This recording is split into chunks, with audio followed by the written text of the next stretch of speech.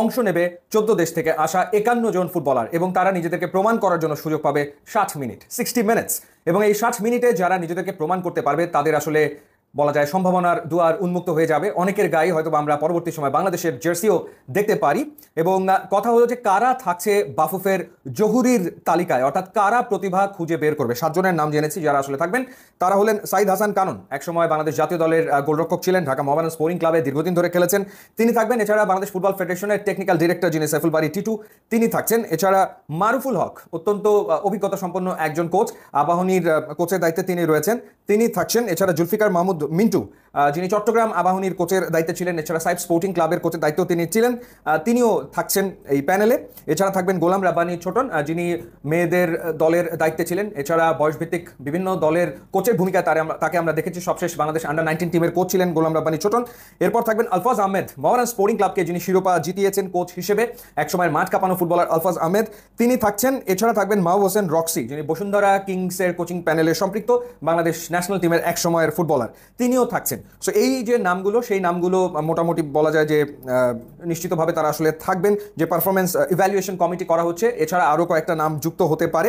তো যারা আসবেন ট্রায়াল দিতে, যে 51 ফুটবলার আসছেন, তারা আসলে প্রথম 2 দিন 4টা সেশন পাবেন, যেখানে তারা ছোট ছোট গ্রুপে ভাগ হয়ে আসলে ম্যাচ খেলবেন। এবং এই প্যানেলটা তারা সবচেয়ে বেশি গুরুত্ব দিতে যাচ্ছে যেই পয়েন্টে, যেই জায়গাটাতে, সেটা হচ্ছে গেম সেন্স।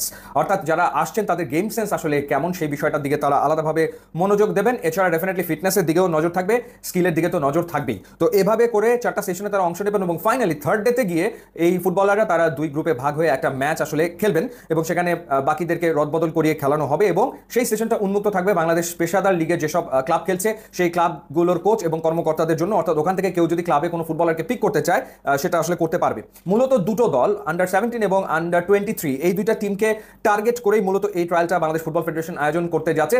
এবং সামনে যেহেতু আন্ডার 23 এশিয়ান কাপের বাছাই পর্ব রয়েছে, সুতরাং সেই দলটাকে সামনে রেখে এখান থেকে কয়েকজন প্রতিভাবান ফুটবলারকে পাওয়ার ব্যাপারে আশাবাদী বাংলাদেশ ফুটবল ফেডারেশন। এখন দেখা যাক তারা যে আশাটা করছে সেই আশাটা সফল হয় কিনা। এবং প্রতিভা আছে অনেকেরই, তেমনটা আমরা শুনতে পাচ্ছি, যদিও সেভাবে সব নাম প্রকাশ করা হয়নি, কিন্তু যারা আসছেন তাদের ভেতরে বেশ কয়েকজন রয়েছেন যারা সত্যিকার অর্থে ভীষণ রকম প্রতিভাবান এবং যারা বাংলাদেশের ফুটবলে যুক্ত হলে বাংলাদেশের ফুটবল সমৃদ্ধ হবে নিশ্চিতভাবে এবং জাতীয় দল উপকৃত হবে। তো সবাই আসলে তাকিয়ে আছে এই ট্রায়ালের দিকে। ইউটিউব এবং ইনস্টাগ্রাম লিঙ্ক আছে, আপনারা যোগ দিলে খুবই খুশি হবো। And thanks for watching. তাহলে স্যার কেবল কোনটা নেব? কি হলো রে? তেমন কিছু না। স্কুল প্রজেক্ট হোক বা রিয়েল লাইফ প্রজেক্ট, সেফটি বিষয় কখনো সিম্পল না। স্যার কেবল কোনটা নেব? বিজলি কেবলসের স্কিন কোটেড ইনসুলেশন আগুন প্রতিরোধী। স্কুল প্রজেক্ট হোক বা লাইফ প্রজেক্ট, সব